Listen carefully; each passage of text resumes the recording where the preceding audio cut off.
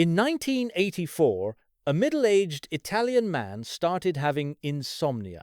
Not the kind of insomnia you get when you drink coffee at 6 in the evening and spend until midnight tossing and turning in bed.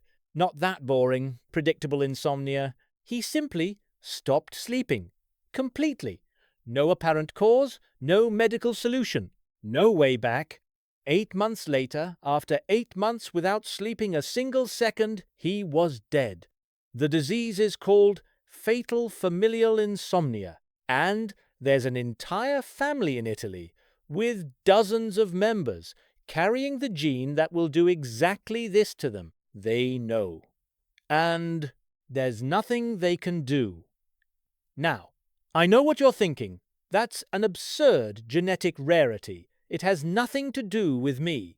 And you're right, partially, because what science has discovered about sleep over the last 2 decades suggests that what you do with your sleep every week, those 5-6 hours you think are enough, is hurting you in ways you can't even perceive, and the damage is permanent. Now, pay close attention to this part. By the end of this video, you'll understand why sleeping less isn't discipline, it's slow self-mutilation. You'll see the data that Silicon Valley CEOs don't show when they brag about sleeping 4 hours a night. And you'll understand why Matthew Walker, one of the world's leading sleep experts, once said that if sleep were a drug, it would be the most revolutionary medicine ever discovered. That's not an exaggeration. That's what the studies show. And yes, there's a part coming up in the middle that's going to make you look at your phone with genuine anger. You've been warned. Let's start with something that disturbed me when I first read it, because it's simultaneously obvious and completely ignored by everyone. Here's a question.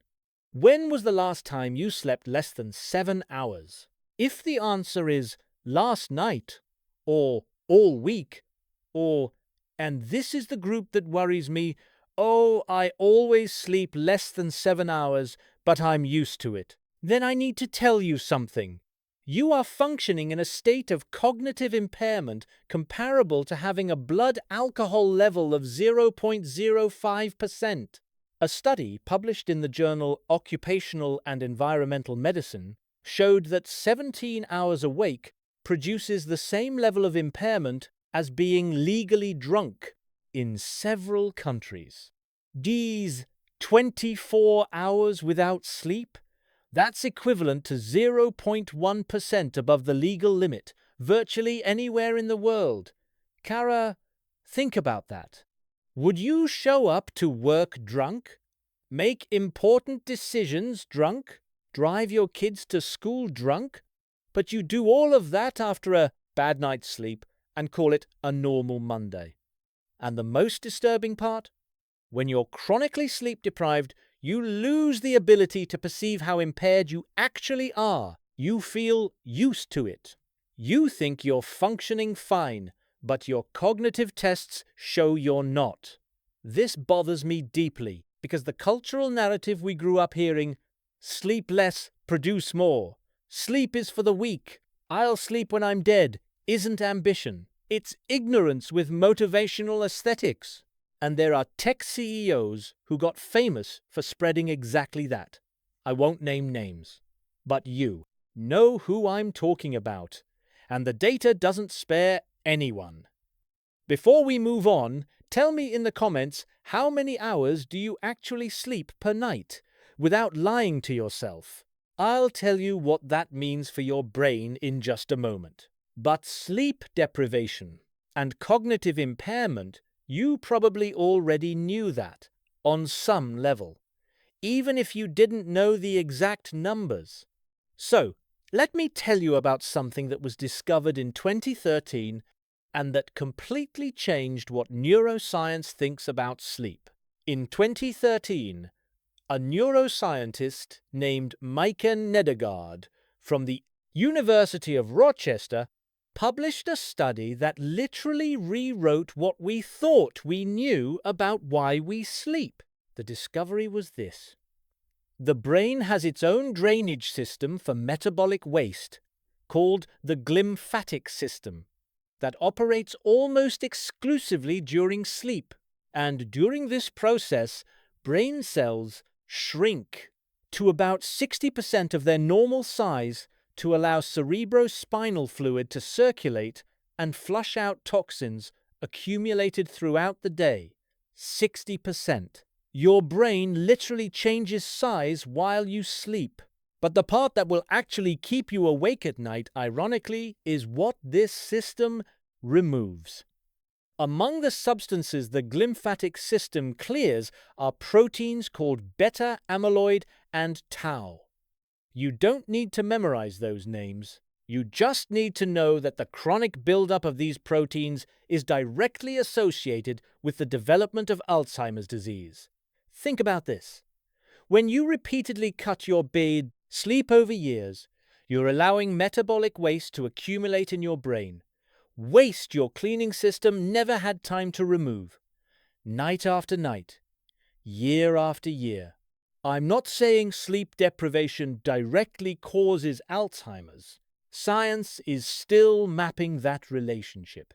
But the association studies are consistent enough that Matthew Walker, in Why We Sleep, identifies this as one of the most urgent public health issues of our time. And you know what makes me furious about all of this? We have public health campaigns about smoking, alcohol, sedentary lifestyles, diet, but sleep? Silence. Worse. Workplace culture celebrates people who sleep little. The guy sending emails at 2 a.m. and replying at 5 a.m. is admired, productive, dedicated, while his brain slowly accumulates the molecular equivalent of toxic waste. That's not success. That's corporate suicide in slow motion. That's corporate suicide in slow motion. But look, I promised you data that would shock you, not just scare you. So let's talk about something that sounds like science fiction but is completely real. Microsleeps.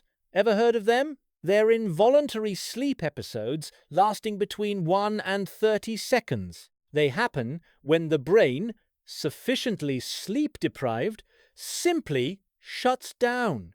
Part of the brain falls asleep while another part remains technically awake. Neuroimaging research shows that during microsleeps, entire regions of the cerebral cortex responsible for processing visual information and making decisions enter a state of reduced activity even with your eyes open. You can be looking straight ahead and processing absolutely nothing. Now pay close attention to this part. Most people who experience a microsleep don't know they had one. You don't remember, you don't feel it.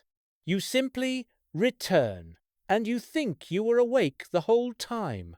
According to data from the National Highway Traffic Safety Administration in the US, drowsy driving accounts for approximately 100,000 reported accidents per year in the United States, and likely far more that go unreported, because when you crash your car asleep, you wake up before admitting you were sleeping.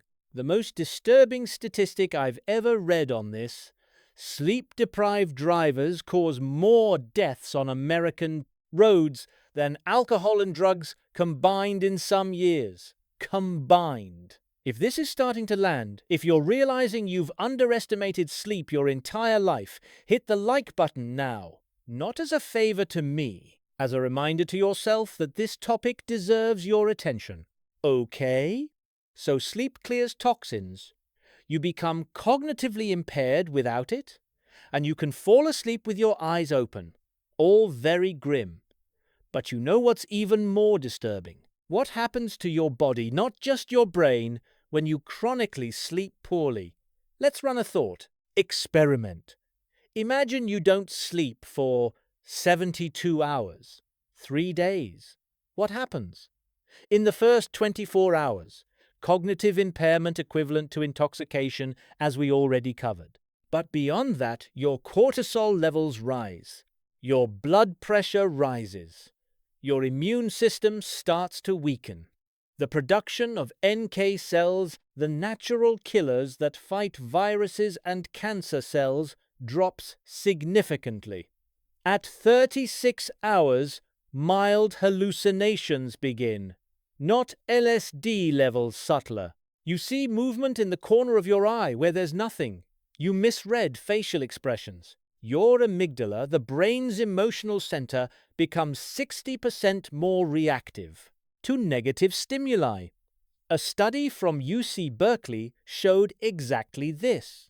Sleep deprivation disconnects the prefrontal cortex from the amygdala, essentially removing the rational brake from your emotional reactions.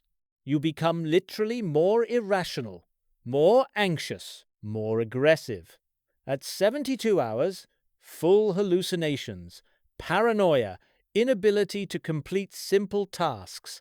Randy Gardner, an American student who stayed awake for 11 days in 1964, the longest voluntarily documented period without sleep, began experiencing paranoia, believed he was a famous athlete, and had hallucinations so vivid that he mistook a street sign for a human face staring at him. 11 days. And he survived, but not without consequences. Now the long-term version, because this is where most people actually live without knowing it. Researchers at the University of Chicago found that 1 week of restricted sleep, 6 hours per night, altered the expression of more than 700 genes related to inflammation, the immune system, metabolism, and stress response. 700 genes in 1 week. Another study from Uppsala University showed that a single night of total sleep deprivation produces an increase in markers of neuronal damage in the blood, the same proteins that appear after traumatic brain injury. 1 night. Think about it. You've had a rough night's sleep every now and then. Everyone has. Now imagine doing that chronically. 5 hours per night for years, decades.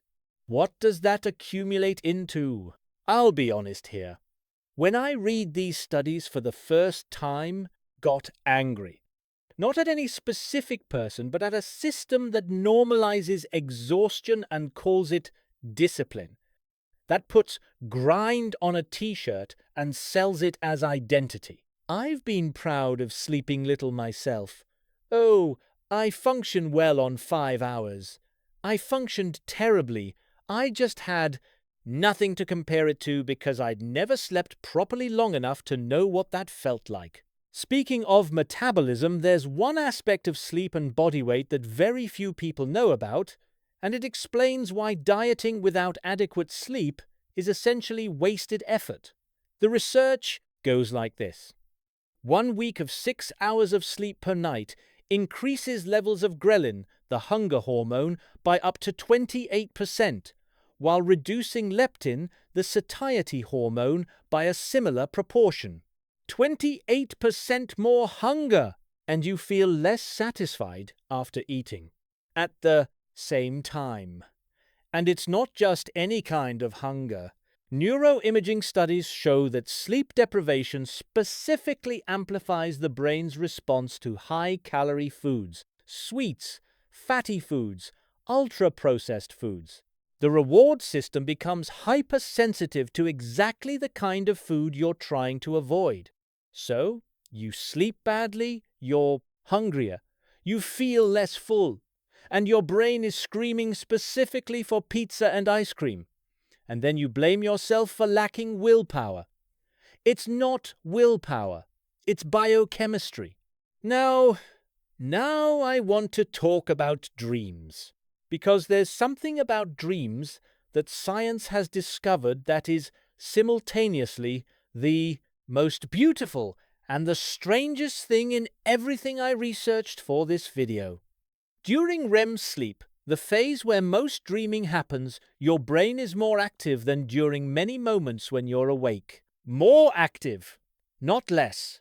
The visual cortex, the limbic system, and various associative regions fire in patterns nearly identical to the waking state during REM. The main difference?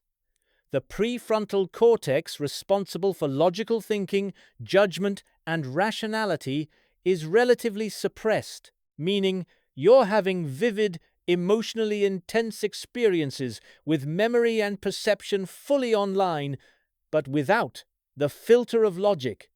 That's exactly why in dreams you accept completely absurd things as normal. You fly, your ex shows up in your childhood home that's now a supermarket, and you think, makes sense. But dreams aren't just nightly entertainment. Research indicates that REM sleep plays a fundamental role in emotional processing. It's during this phase that the brain appears to distill emotionally charged memories, separating informational content from emotional weight. Matthew Walker describes REM as overnight therapy.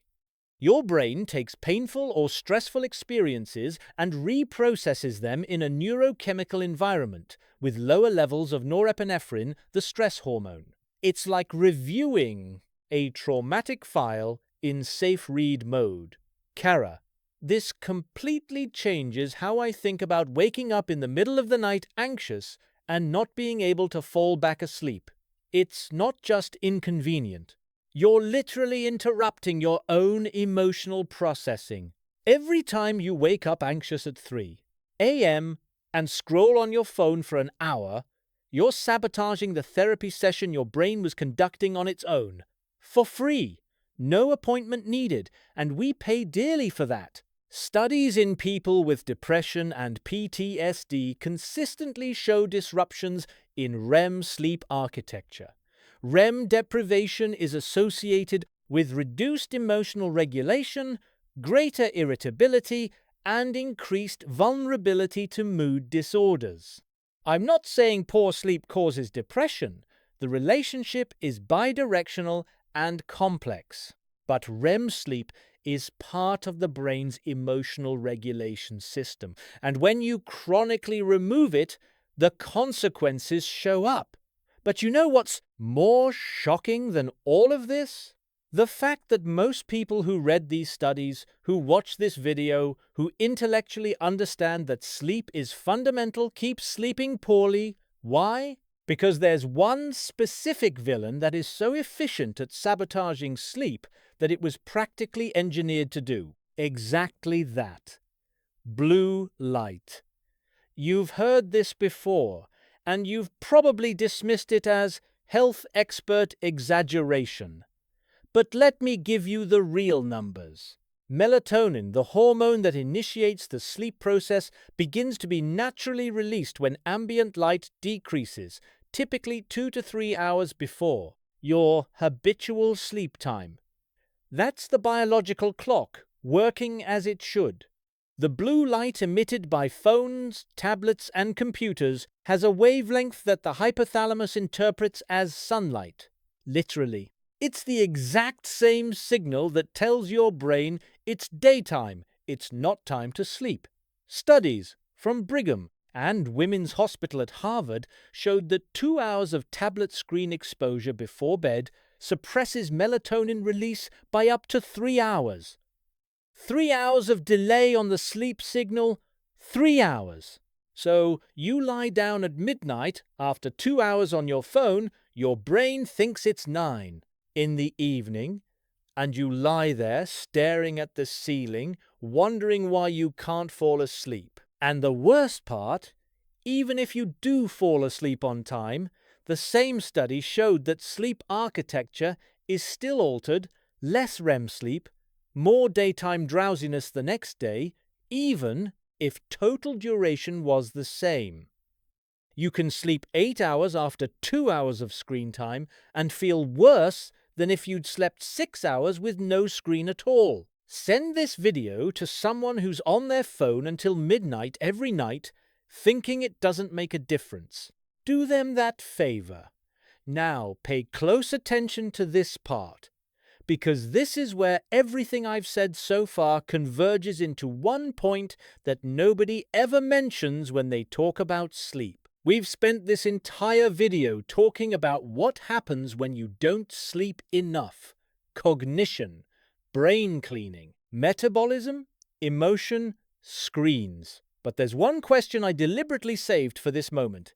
How much sleep is actually enough? And the real answer, the one the data shows, not the one hustle culture wants you to believe is going to disturb you, according to the largest database on sleep and cognitive performance currently available, compiled by researchers who studied tens of thousands of people over years, the ideal number for adults is consistently between 7 and 9 hours. For most people, and the percentage of the population that genuinely functions well on 6 hours or less with no measurable impairment, less than 3%. 3. You know how many people I've heard say they function fine on 5 or 6 hours? Almost everyone I've ever worked with. You know how many of them are probably in that 3%? Mathematically, 1, if that. Matthew Walker puts it plainly in his book, The Idea That Some of Us Can Function Without Consequences on Less Than 7 Hours is a myth. One that was carefully built and maintained by productivity culture, but one that the data consistently contradicts. And the part I find most cruel about all of this, the more sleep-deprived you are, the less capable you are of perceiving how impaired you've become. It's a perfect trap. You sleep badly. You lose the ability to notice you're functioning badly. You think you're fine. You keep sleeping badly. Repeat. For years. For decades. And the damage accumulates silently while you think you're being productive. Kara, this is disturbing in a way that won't leave my head, because it means the sleep deprivation epidemic isn't the result of people ignoring what they know. It's the result of people genuinely unable to perceive how much they're hurting themselves. And there's one last thing I need to tell you. There's good news. Sleep, unlike many other things we damage in our bodies, is surprisingly responsive to improvement. Studies show that after 2 to 3 weeks of consistent, adequate sleep, cognitive performance improves measurably. The glymphatic system returns to full capacity. Hormones rebalance. It's not magic. It's not instant. And chronic damage from decades doesn't disappear in a week. But the body wants to sleep. The brain wants to sleep. All you have to do is let it. Tell me something in the comments. Which of these pieces of information did you not know? Because for me, the one that hit hardest was the glymphatic system. The idea that my brain literally shrinks to do housekeeping while I sleep. That stuck with me for days. If this video changed anything about the way you think about sleep, even slightly, hit the like button. Not because the algorithm needs it, but because this kind of information needs to circulate more than 10 productivity hacks to sleep less and do more. And if you made it this far, you clearly care about understanding how your brain and body actually work. So subscribe, because the next video is going to go somewhere I barely touched here.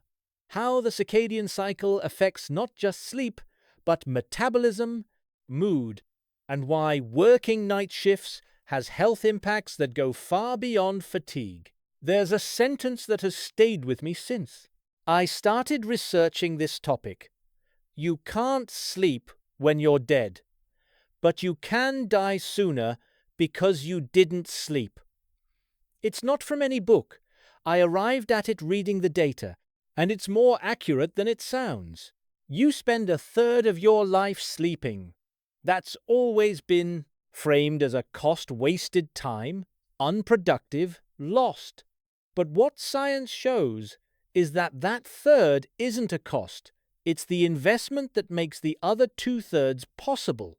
It's where memories are consolidated, where toxins are removed, where emotions are processed, where the immune system rebuilds, where the brain writes the final draft of the day that just ended.